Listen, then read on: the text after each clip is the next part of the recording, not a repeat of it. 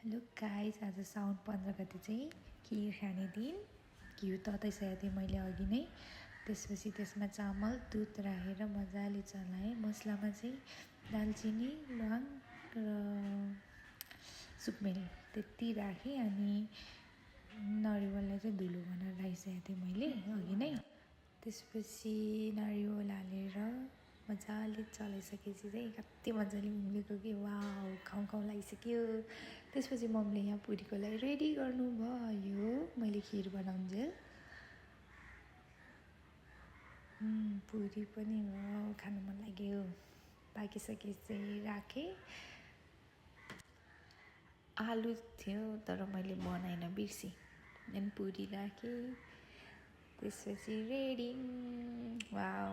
अनि मम्मी र मैले चाहिँ टेस्ट गरेँ। वाउ, मिठो लाग्यो। By by.